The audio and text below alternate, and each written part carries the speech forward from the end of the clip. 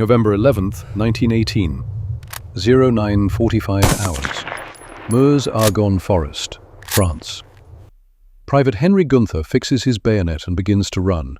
15 minutes remain until the armistice takes effect. 15 minutes until the war ends. His squad screams at him to stop. The German machine gun crew ahead waves their arms frantically, shouting in broken English, "War is over! War is over!" Gunther keeps running. At 159 hours and 30 seconds, he falls. A single bullet to the temple. The last American killed in World War I. The German gunner who fired the shot would tell investigators he had no choice.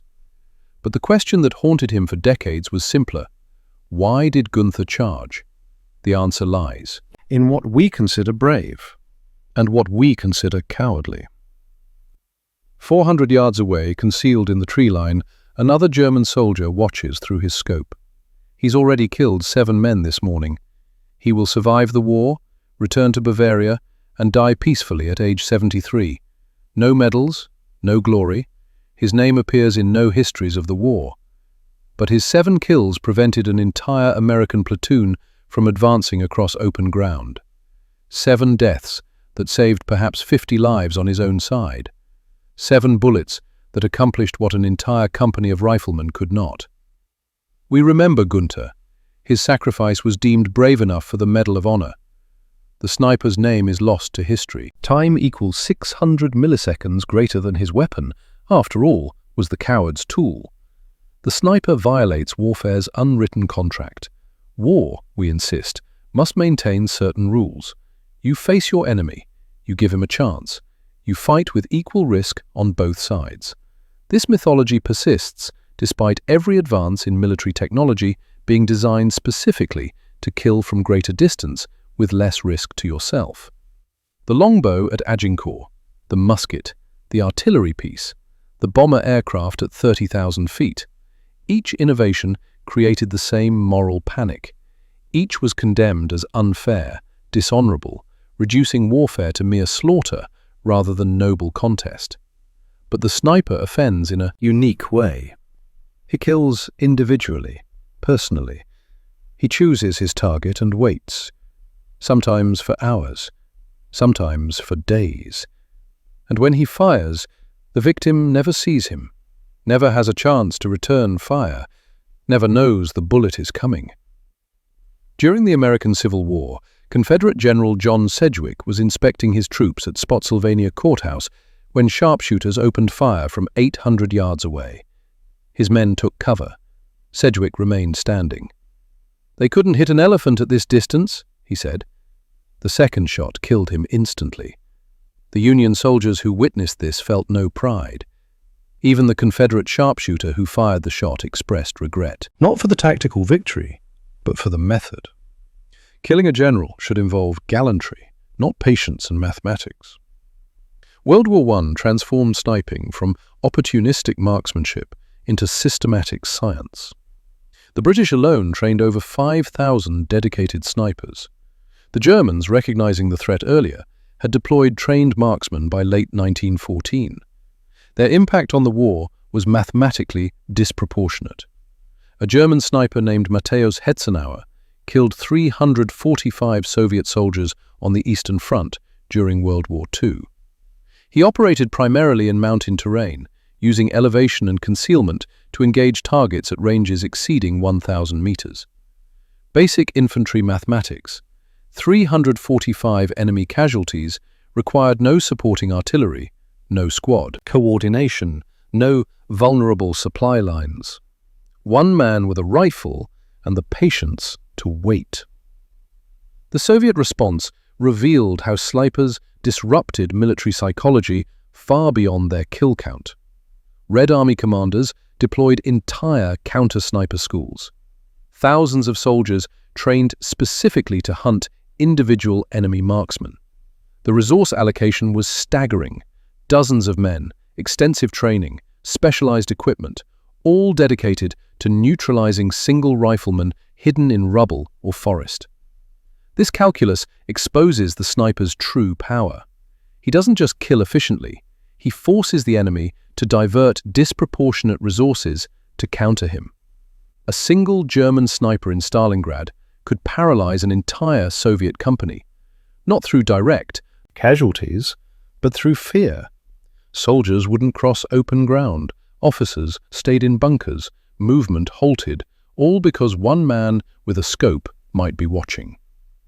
Lyudmila Pavlichenko stands as history's most decorated female sniper. Her final count, 309 confirmed kills, including 36 enemy snipers. She was 25 years old when the war ended. The Soviet Union celebrated her as a hero. American journalists who interviewed her during a 1942 goodwill tour were confused by her composure.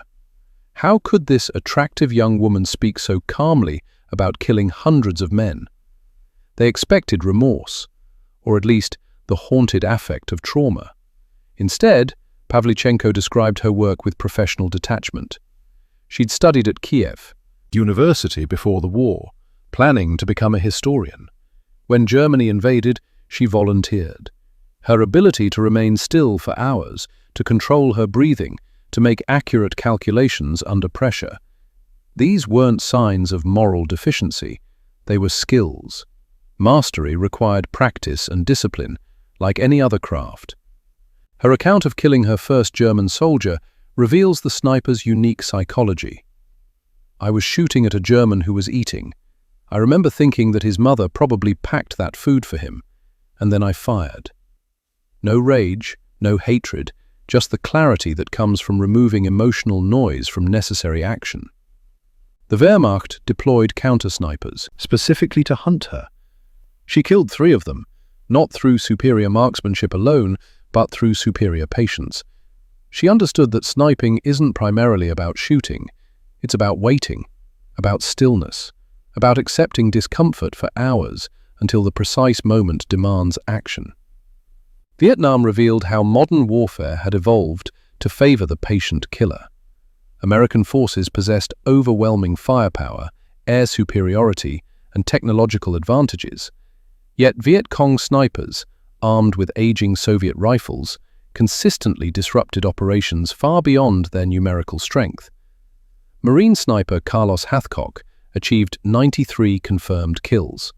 His most famous shot, eliminating an enemy sniper at 2,500 yards with a Browning M2 machine gun, fitted with a scope, represents the evolution of the craft into something approaching artillery precision.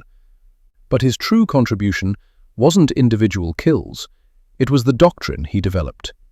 Hathcock taught that successful sniping depends on fieldcraft more than marksmanship. Camouflage, route selection, escape planning, understanding wind, temperature and humidity effects on ballistics. The actual trigger pull represents perhaps 5% of the total mission. The other 95% is patience, preparation, and the willingness to abort if conditions aren't perfect. This discipline produces results that seem impossible. Simo Häyhä, a Finnish sniper during the 1939 to 1940 Winter War against the Soviet Union, killed 505 soldiers in just 100 days. He used iron sights, refusing a scope because the glint might give away his position. He packed snow in front of his position to prevent his breath from forming vapor. He packed snow under his rifle barrel to prevent it from raising a cloud when firing. These minute details, accumulated across thousands of hours in sub-zero temperatures, transformed one man into a strategic asset worth entire companies. Contemporary military sniping has evolved beyond individual hunters. Modern sniper teams operate as intelligence-gathering platforms equipped with advanced optics, laser rangefinders, ballistic computers, and communication systems. The Marine Scout Sniper Program reports that their teams spend 90% of their deployment time on reconnaissance and target identification. Only 10% involves actual engagement. This shift reveals a deeper truth about the sniper's role. The weapon itself, precision rifle, scope, specialized ammunition, matters less than the mindset. The willingness to remain still while others advance. To think in terms of hours and days rather than minutes. To accept that the most effective action might be firing 0 rounds while gathering intelligence that directs artillery strikes or air support. During the 2003 Battle of Baghdad, a single Marine sniper team provided overwatch for an entire company advancing through urban terrain. They fired 11 rounds across 6 hours.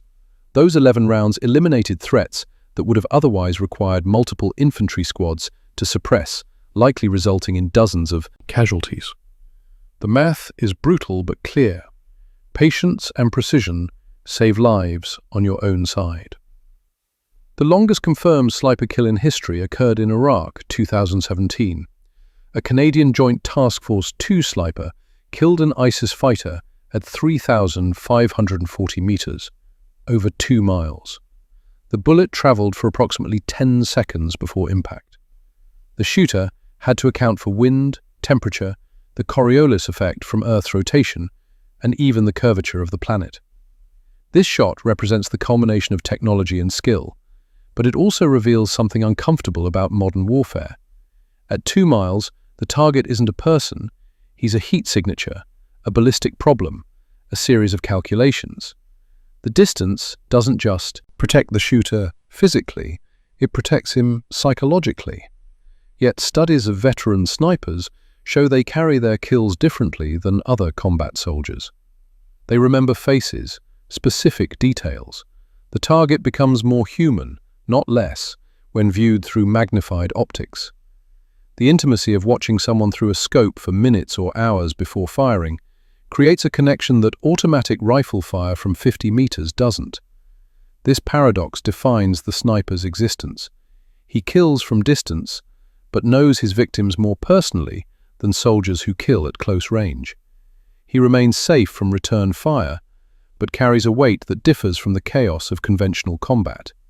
He's both removed from the violence and more deeply connected to its human cost. Military historians calculate that individual snipers have altered the outcomes of specific battles throughout history. Stalingrad, Normandy, Hue City, Fallujah. The presence of effective sniper teams consistently forces attacking forces to modify tactics, slow advances, and commit resources to counter sniper operations. But their greatest impact might be what they reveal about how we think about combat itself. We cling to mythology about bravery requiring equal risk, about honor demanding face-to-face confrontation, about glory necessitating visible heroism. The sniper rejects all of this. He accepts that war isn't about fairness or honor. It's about achieving objectives while minimizing casualties among your own forces. The most effective soldier isn't the one who charges courageously into enemy fire. It's the one who accomplishes his mission with no risk to himself or his unit. That's not cowardice, that's professionalism. Private Günther charged German positions 15 minutes before the armistice because he'd internalized the warrior myth. Courage meant advancing into fire. Bravery required visible action. His death accomplished nothing except to satisfy an idea about how soldiers should behave. The unnamed sniper in the tree line understood something different. That survival requires patience, that effectiveness demands discipline, that killing from concealment isn't dishonorable. It's simply the logical evolution of warfare toward minimizing risk to yourself while maximizing risk to your enemy. We build monuments to the chargers. We remember the bayonet attacks and desperate stands. But the snipers, patient, invisible, mathematically precise, won more battles than bravery ever could. The question isn't whether sniping is cowardly. The question is why we ever believed that courage required stupidity.